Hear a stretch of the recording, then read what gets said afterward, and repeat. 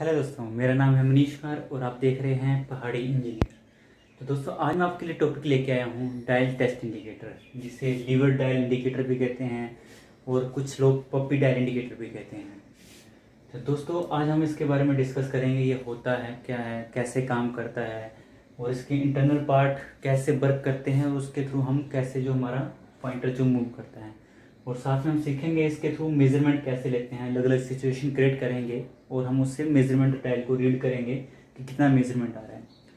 तो दोस्तों, शुरू करते हैं डायल टेस्ट इंडिकेटर। तो दोस्तों, मैं इसके बारे में बता दूंगा ये होता क्या है। Dial test indicator is a device which is use to measure the roughness, roundness, any cylindricity. और आप इसे हाइट गेज में भी लगा के इसे यूज़ कर सकते हैं मेजरमेंट के लिए कि हम इससे कैसे मेजरमेंट लें। तो इसके इसे यूज़ करने के लिए इनके कुछ डायल टेस्ट स्टैंड रहते हैं, या फिर हाइट गेज में भी आप इससे एसेसरीज रहती है क्लैंपिंग की, उनमें यूज़ करके ऐसे करके हम इसे यूज़ करते हैं। तो दोस्तों, आप देख रहे होंगे कि इसमें इसकी मैंने एक ड्राइंग बना के रखी हुई है। तो इसमें मैंने इसको डिसम्बल करके रखा हुआ ताकि इसके हमें हर एक पार्ट यहाँ दिख जाए जो इंटरनल कैसे वर्क कर रहे हैं। अभी मैं आपको बता दूँ, जो ब्लैक ब्लैक पार्ट है जो हमें विदाउट इसको ओपन कवर को खोले बिना जो दिख जा रहा है वो ब्लैक पार्ट है, और जो इंटरनल पार्ट है जो ब्लू कलर में मैंने ड्रॉ किए हुए हैं, ये हमें जैसे आप कोई एक टेस्ट इंडिकेटर, जैसे आप ये मान लीजिए ये जो टेस्ट इंडिकेटर आप देख रहे हैं, तो इसमें आप देखेंगे कि इसके आपको इंटरनल पार्ट नहीं दिख रहे होंगे। तो जो मैंने अभी ये द्वारा ड्रॉ किया है, तो इसके अंदर मैंने इसके इंटरनल पार्ट भी यहाँ ड्रॉ करके रखे हैं जो ब्लू कलर में है, जो इसके इंटरनल पार्ट हैं, जो मूविंग पार्ट हैं, जिससे हमें वर्किंग इसकी समझ आएगी कैसे ये काम करता है। तो दोस्तों, सबसे पहले शुरू करता हूँ मैं इसके नोमेनक्लेचर में, इसके कौन कौन से पार्ट हैं। तो सबसे पहले हम देखते हैं कि यहाँ एक हमारा बेजल रहता है जिसके अंदर हमारा मेन स्केल रहती है, और मेन स्केल में एक पॉइंटर रहता है जो कि हमारा मूव करता है। और उसके अंदर हमारा यहाँ इस बेजल के ऊपर एक जो मेन स्केल है, तो इसमें यहाँ लिखा रहता है कि कितने लिस्ट काउंट है इसका, जो जिस लिस्ट काउंट का जो भी टेस्ट इंडिकेटर रहेगा उसका लिस्ट काउंट रहता है। और यहाँ पे लिखा रहता है कि ये कितनी साइज की हमारा जो इस टेस्ट इंडिकेटर में हमारा स्टाइलिस जो लगा होता है उसका साइज भी यहाँ लिखा होता है कि हमें एक स्टैंडर्ड जो हम एक टेस्ट इंडिकेटर ले रहे हैं तो उसमें जो स्पेसिफाइड लिखा होता है कि इसमें इतने साइज का स्टाइलिस लगना है, तो हमें वही यूज़ करना है। कोई दूसरा जो अलग साइज का आप लेके मेजरमेंट लेंगे तो कभी भी आपकी मेजरमेंट सही नहीं आएगी। जो यहाँ पे स्पेसिफाइड लिखा रहता है कि इसका इतनी लेंथ का जो 11 mm का रहता है, 18 mm की जो स्टैंडर्ड साइज रहते हैं, वही आपको यूज़ करने हैं स्टाइलिस। तो ये आ गया आपका बेजल। उसके बाद आता है हमारा यहाँ डबटेल ज्वाइंट रहते हैं। ये इस कोई भी एक टेस्ट इंडिकेटर देखेंगे तो उसमें उससे हम 3 जगह से क्लैंप कर सकते हैं। उसके एक हेड में जो हमारा ये टेल ज्वाइंट दिख रहा है, और एक इसके अपर साइड में जो एक टेल ज्वाइंट यहाँ दिख रहा है, और एक डाउन में जो टेल ज्वाइंट यहाँ दिख रहा है। इसके ऊपर जो भी हमारे टेस्ट इंडिकेटर रहता है इसके टेल ज्वाइंट रहते हैं, और जो डब ज्वाइंट रहता है वो हमारा ये मूवेबल पार्ट रहता है, जिसे हम डायरेक्शन में हमें जहाँ इसे यूज़ करना रहता है, किससे अप डाउन से करना है, डाउन से करना है या अप से करना है, तो उस जगह पे हम इसको इस डब को टेल में फिक्स करके यूज़ करते हैं, जहाँ में जो हमारा डायल टेस्ट स्टैंडर्ड होगा तो उसमें लगा के हम इसे यूज़ करेंगे। तो इसके बाद हमारा आता है ये अलॉय व्हील सेक्टर गियर है, जो कि इंटरनल पार्ट में आ गया हमारा। ये इंटरनल पार्ट में इसका आता है अलॉय सेक्टर गियर, जो कि हमारी कनेक्टर रहती है स्टाइलस, और ये हमारा एक स्टाइलस है। और इसकी ये आउटर बॉडी है जो ब्लैक कलर की, जैसे मैंने आपको बताया, और ये हमारा आउटर कवर है जो साइड का मैंने ओपन करके रखा है। तो ये स्टाइलस आ गया जो कि हमारा कनेक्टर रहता है अलॉय सेक्टर गियर से। ये हमारा अलॉय सेक्टर है, और इसका ये गियर है जो इसके आगे बने हुए हैं, इस कंप्लीट जो हमारा अलॉय सेक्टर गियर कंप्लीट ये आर्म कहलाते हैं। इस आर्म के अंदर जो ये कनेक्टेड रहती है हमारा एक स्मॉल गियर है G1, उसके साथ ये कनेक्टेड रहती है। जो भी मूवमेंट इस आर्म में होगी, सेक्टर में होगी, वो सारी सेक्टर की मूवमेंट जो है हमारा इस गियर को ट्रांसफर कर देता है और इसे रोटेट करता है। उसके बाद आता है हमारा ये G2 गियर। ये बड़ा वाला जो है, ये G1 और G2 एक ही शाफ्ट में रहते हैं, पर जो G1 गियर रहता है वो छोटा रहता है, और जो G2 गियर है वो बड़ा रहता है हमारा, जो कि क्राउन गियर कहते हैं हमें। ये गियर G2 जो है हमारा क्राउन गियर है, और ये वाला जो नॉर्मल स्पर गियर देखा होगा आपने, तो वो ये स्पर गियर है। तो दोस्तों, जब ये एक ही शाफ्ट में रहते हैं दोनों, एक स्पर गियर जो G1 और G2 दोनों एक शाफ्ट में रहेंगे। और उसके बाद आ जाता है यहाँ हमारी एक टेंशन वायर रहती है, जिसे टेंशन रोड भी कहते हैं, जो कि हमारी यूज आती है जब हमारा ये जो हमारा सेक्टर आर्म है, सेक्टर गियर है, ये जो मूव करती है तो उससे लास्ट में मूवमेंट के बाद इसके इनिशियल पोजीशन में से फिक्स रहती है। ये टेंशन रोड जो है ये रहती है हमारी आउटर कवर जो है, ये इसमें फिक्स रहती है। तो जब हम इसे क्लैंप करते हैं तो ये इसके ऊपर इसको इसकी जो इनिशियल पोजीशन है उसमें से फिक्स रहती है ये हमारी टेंशन रोड जो है। तो आप देखेंगे ये छोटे छोटे से होल बनाए हुए मैंने, ये इनके स्क्रू के होल हैं। जब हम इस कवर को लगाएंगे तो उसे स्क्रू से क्लैंप कर देंगे। और साइड साइड में ये छोटे से बने हुए एक ब्लैक और रेक्टेंगुलर का जो है, ये हमारे इसकी जब हम इस कवर को लगाएंगे ताकि अपनी जगह से डिस्प्लेस ना हो, डायरेक्टली वहीं उसी जगह पे लॉक हो जाए, इसीलिए हम ये छोटे छोटे स्क्रू रहते हैं ताकि उसी जगह पे फिक्स होकर हम नट इजीली जो इसके स्क्रू हैं उसे टाइट कर सकें। तो इसका ये कवर आ गया, इसके मैंने भी ये बता दिया आपके कौन कौन से पार्ट हैं। तो उसके बाद मैं आपको बता दूं कि यहाँ जो हमारा बेजल है, इस बेजल के अंदर भी एक गियर रहता है और एक हेयर स्प्रिंग रहती है। तो वो मैंने यहाँ ड्रॉ की, मैं आपको दिखा देता हूँ क्योंकि वो यहाँ से दिखनी नहीं थी हमें, क्योंकि इसके अंदर रहती है वो बेजल के ऊपर। तो बेजल में जो है ये मैंने आपको कहा एक क्राउन गियर है। तो इस क्राउन गियर से जो है यहाँ मैंने इस पार्ट को जूम आउट करके यहाँ बनाया हुआ है। तो ये हमारा जो G1 गियर है, स्मॉल गियर ये वाला आ गया। और ये क्राउन गियर जो मैंने आपको कहा ये बड़ा वाला G2 गियर जो है, G2 गियर क्राउन गियर है। और जो क्राउन गियर है ये हमारी पावर ट्रांसमिट करता है, ये G3 गियर है, ये भी एक स्मॉल गियर रहता है। और इस G3 गियर के साथ एक हेयर स्प्रिंग रहती है जो बैकलैश को हमारा खत्म करती है। दोस्तों मैंने लास्ट वीडियो में भी आपको बताया था डायल इंडिकेटर में, तो वो वहाँ भी हेयर स्प्रिंग यूज हो रही थी जो बैकलैश को खत्म करता है। एक्चुअली जो हम इसमें जो स्प्रिंग रहती है, ये हेयर स्प्रिंग, ये आपको बताया था मैंने कि आपने टेप रिकॉर्डर की जो रील देखी होगी तो उस टाइप में ये एक स्प्रिंग रहती है। इसमें हम थोड़ा सा एक्स्ट्रा जो है एक लोड रखते हैं स्प्रिंग में डाल के ताकि वो हमारे बैकलैश को खत्म कर दे। तो हम एक तरह से इसे कहते हैं कि हम इस पे एक बैकलैश डाल के रखते हैं स्प्रिंग में। जैसे कि मान लीजिए कोई कुछ गियर मूविंग गियर है, इनमें कुछ बीच में गैप रह रहा है, तो उसकी वजह से जो हमारा डिफरेंस आएगा मेजरमेंट मैक्चुअल में, तो वो उसको खत्म करने के लिए जो इसमें हम एक्स्ट्रा बैकलैश मीन्स थोड़ा सा लोड दे के रखते हैं ताकि जो बीच में गैप आ रहा हो वो स्प्रिंग जो ये इसे खत्म कर देती है, ताकि जो हमारी एक्चुअल जो मेजरमेंट है वो हमें यहाँ नजर आ सके। तो ये हमारा जो है क्राउन गियर जो है इसे मूव करेगा छोटे गियर को। तो छोटे गियर से साथ हमारा यहाँ पे स्टाइलिस लगा जो हमारा पॉइंटर लगा रहता है जो मूव करता रहता है इसके अकॉर्डिंग।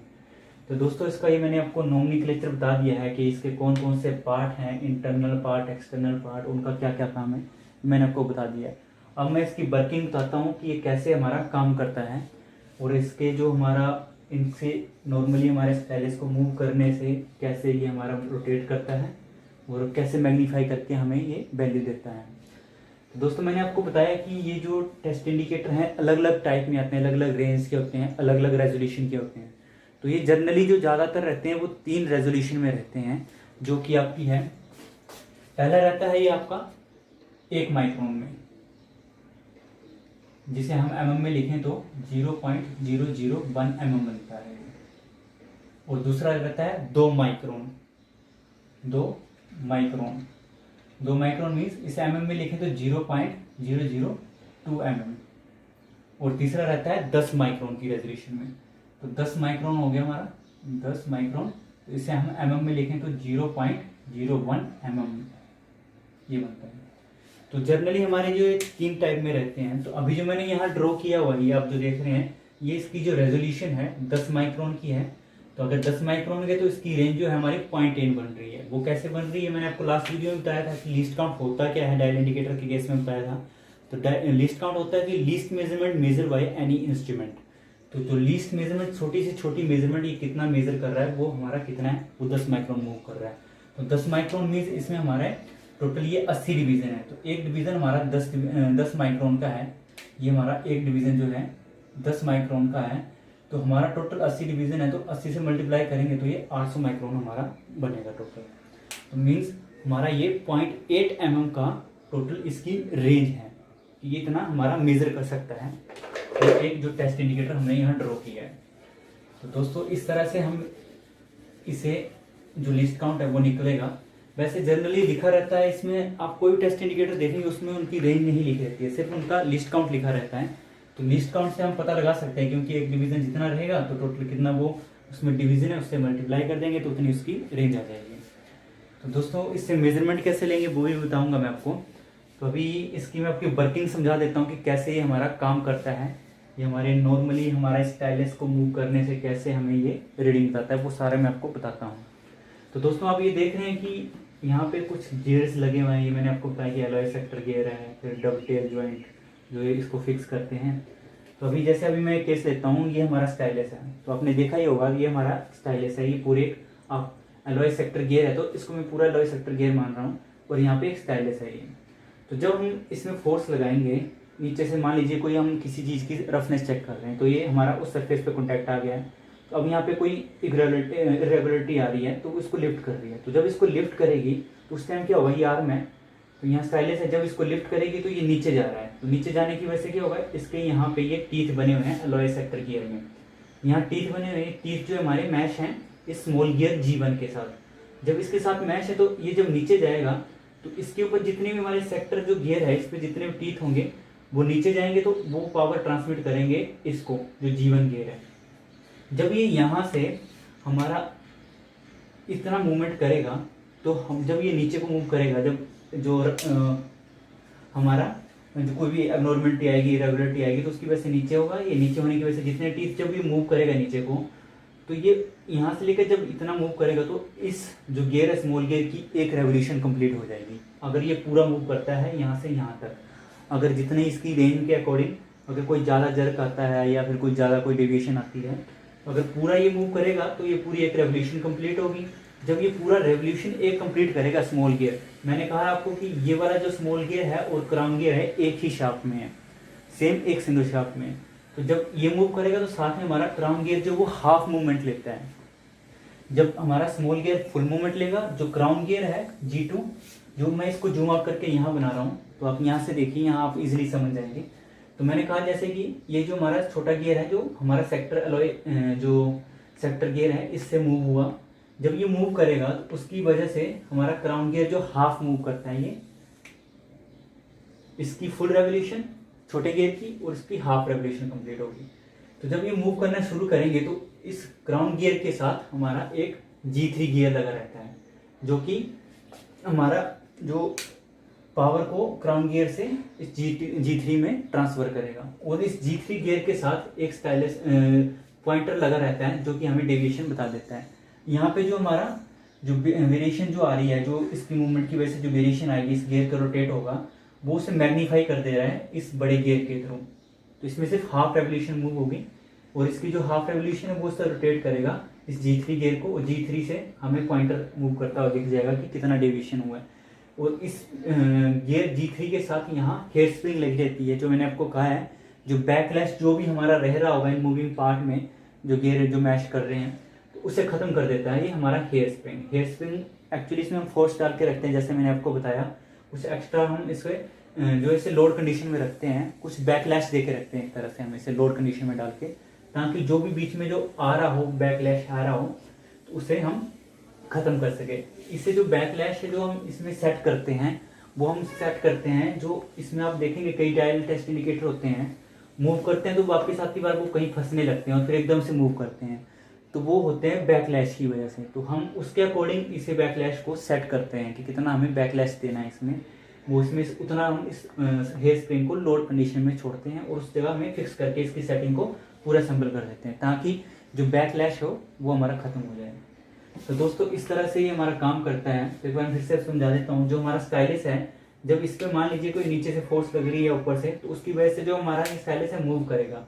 ये कर सकता है हमारा, ये नीचे को मूव करेगा या ऊपर को करेगा। तो ऊपर को करता है तो फिर ये इसको रोटेट करेगा, फिर से सेम उतना ही ये हाफ जब मूव करेगा तो इसका एक फुल रेवोल्यूशन कर देगा G1 का। जब फुल रेवोल्यूशन कंप्लीट होगा तो हमारा G2 जो क्राउन गियर है, जो क्राउन गियर का है, उस क्राउन गियर का हाफ रेवोल्यूशन करता है। तो हाफ रेवोल्यूशन जो मूव करेगा तो वो मूव कर देगा हमारे G3 गियर को, जो स्मॉल गियर है। ये भी G3 गियर को मूव होने की वजह से जो हमारा इसमें पॉइंटर लगा रहता है, तो वो पॉइंटर हमारा इसमें मूव करता है और हमें जो इंडिकेशन जो रीडिंग है उससे बता देता है कि इतना हमारा जो हमारी वैल्यू आ रही है।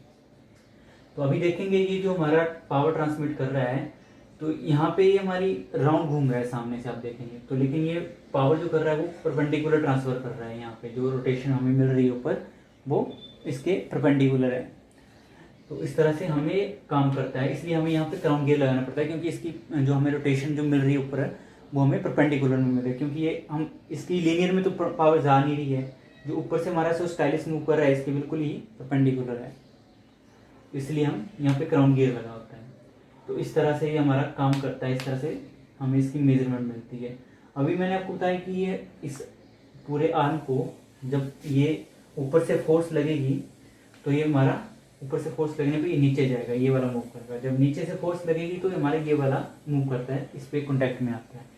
तो वैसे ये नॉर्मली इनिशियल पोजीशन में रहता है जब तक इसे फोर्स ना लगे कोई। तो इनिशियल पोजीशन में रहने के लिए ये मैंने आपको कहा है टेंशन रोड है, जो कि यहाँ ये वाली जो है इस पॉइंट जैसा रहता है, तो इसे नॉर्मल पोजीशन में रखती है, ताकि जब तक कोई इसे फोर्स ना लगे तो टेंशन स्प्रिंग इसे नॉर्मल पोजीशन में रखती है।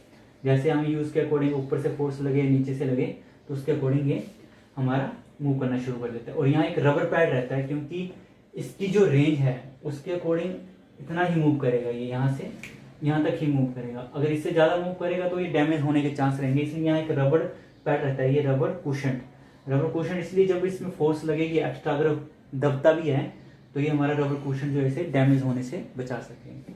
इस तरह से दोस्तों मैंने इसके सारे पार्ट की वर्किंग और ये कैसे काम करते हैं मैंने आपको समझा दिया है। तो दोस्तों हम अब सीखेंगे इसके थ्रू हम मेजरमेंट कैसे लेते हैं। तो मेजरमेंट के लिए मैं आपको ये रफ कर रहा हूँ एक साइड का, तो ये मैं रफ कर देता हूँ यहाँ का।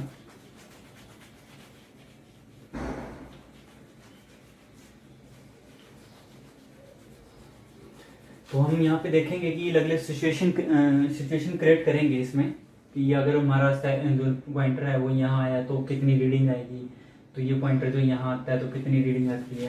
तो इस तरह से हम सिचुएशन क्रिएट करके तो उसमें हम मेजरमेंट देखेंगे कि कितना कितना हमारा मेजरमेंट आती है उसमें। तो आपको इसलिए इससे ईजी हो जाएगा कि आप कभी इससे मेजरमेंट लेंगे तो आप उससे रीड करना जो है ईजिली रीड कर पाएंगे। तो दोस्तों शुरू करते हैं। तो दोस्तों अभी ये जो जब कभी भी हम डायल को देखेंगे नॉर्मल इनिशियल पोजीशन, वो हमेशा 11 o'clock पोजीशन में रहेगा। कोई टेस्ट इंडिकेटर मान लीजिए, तो अभी जो इसकी पोजीशन है इनिशियल पोजीशन में ही ऐसा रहता है। तो इनिशियल पोजीशन के बाद मान लीजिए अभी ये जो मूव करने के बाद हमारा आया है इस पोजीशन में, तो अभी कितनी इसकी ऑब्जर्वेशन होगी। तो अभी मैंने आपको बताया कि इसका लीस्ट काउंट हमारा 10 माइक्रोन का इसका लीस्ट काउंट है। तो 10 माइक्रोन का इसका लीस्ट काउंट है, तो टोटल रेंज है इसकी 0.8 मीन्स हमारी 800 माइक्रोन। तो अभी देखेंगे कि एक डिवीजन हमारा 10 माइक्रोन का, तो यहाँ तक कितने हमारे डिवीजन हुए। तो ये देखिए यहाँ 0 से लेके यहाँ तक आ रहा है, तो 10 डिवीजन, यहाँ 20 डिवीजन हो गए। तो 20 डिवीजन के बाद हमारा आ रहा है यहाँ पे 1 2 3 4 डिवीजन और मूव कर रहा है। मीन्स जो हमारी मेन स्केल की रीडिंग है वो कितनी मूव कर रहा है, ये कर रहा है हमारी 20 21 22 23 24 डिवीजन जो इसने मूव किए हैं। अगर 24 किया और इसका लीस्ट काउंट है हमारा 10 माइक्रोन का 0.01 mm, ये हमारा 10.01 mm का इसका लीस्ट काउंट है। तो इसकी मेजरमेंट कैसे आएगी, आपको जैसे बताया मैंने 0 से 10 तक इसने 10 मूव किए, फिर 20 तक 20 डिवीजन मूव किए। तो यहाँ ये हमारा 21 22 23 24 डिवीजन इसने मूव किए टोटल। तो 24 को हमारा लिस्ट काउंट एक डिवीजन कितने के बराबर है हमारा 10 माइक्रोन का। तो टोटल कितना आ जाएगा हमारा 240 माइक्रोन।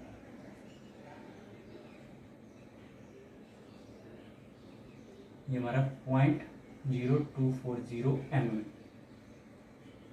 माइक्रोन में देखेंगे तो 240 माइक्रोन आएगा और mm में देखेंगे तो 0.240 mm इसकी ऑब्जर्वेशन आ रही है इस टाइम। तो इस सिचुएशन में आप देख सकते हो, एक बार फिर से बताता हूँ। एक डिवीजन जो हमारा 10 माइक्रोन का है, एक डिवीजन 10 का है, तो हमारे टोटल डिवीजन 24 हमारे इसने ट्रैवल किए हैं। तो 24 ट्रैवल करने के बाद हमारा एक डिवीजन 10 माइक्रोन का, तो उससे मल्टीप्लाई करेंगे तो 240 माइक्रोन बनता है। और हमें mm में जब लिखेंगे 0.240 mm इसकी जो वैल्यू आ रही है। तो दोस्तों ये एक सिचुएशन मैंने यहाँ पे बना के दिखाई है, और मैं आपको सिचुएशन बना के दिखाता हूँ, उसके अकॉर्डिंग फिर उसे रीड करेंगे कि वो कितना आ रहा है। तो ये एक हो गया। एक बनाते हैं यहाँ पे, ये आ गया हमारा, इस जगह पे कितनी वैल्यू आती है हमारी। तो दोस्तों सेम अब हम डिवीजन देखेंगे कि किसने कितने ट्रैवल की है। ये 0 से 10 20 30 40, यहाँ 50 इसने ट्रैवल कर लिए। 50 के बाद देखेंगे आगे कितने ट्रैवल किए। ये 51 52 53 54 55, टोटल 55 डिवीजन इसने ट्रैवल किए हैं। 55 division multiply by least count. एक डिवीजन जो है हमारा 0.01 mm के बराबर है। तो इसका कितना बनता है हमारा, ये 5 5 550 माइक्रोन की इसने टोटल ट्रैवल किया है। माइक्रोन 0.550 इसने ट्रैवल किया टोटल। तो दोस्तों इस तरह से हम इसे रीड करेंगे। अभी मैंने आपको 2 सिचुएशन क्रिएट करके बताई है कि इसका जो स्टाइलस है मूव करके यहाँ पहुँचता है तो उसे रीड करना कैसे है। तो इस तरह से हम रीड करेंगे 10 माइक्रोन के केस में। अगर आप दूसरी रेंज का लेंगे 1 माइक्रोन का लेंगे तो 1 माइक्रोन में भी सेम केस रहेगा। उसके टोटल कितने डिवीजन उसने मूव किए और कितना उसका लीस्ट काउंट है उससे मल्टीप्लाई कर देंगे। मल्टीप्लाई करने में चाहे 10 माइक्रोन का हो, 1 माइक्रोन का हो, 2 माइक्रोन का हो, हर केस में हम इसी तरह से उसकी मेजरमेंट निकालेंगे। तो दोस्तों ये मैंने आपको हर एक की किस तरह से मेजरमेंट लेनी है ये आपको सब कुछ बता दिया है। अगर कुछ आपको डाउट रहेगा तो आप पूछ सकते हैं, कमेंट सेक्शन में कमेंट डाल सकते हैं कि इसका डाउट जो भी रहेगा। और आपको वीडियो अच्छी लगी तो ज़रूर लाइक और सब्सक्राइब करें और दूसरों को भी शेयर करें। तो धन्यवाद इस वीडियो को देखने के लिए।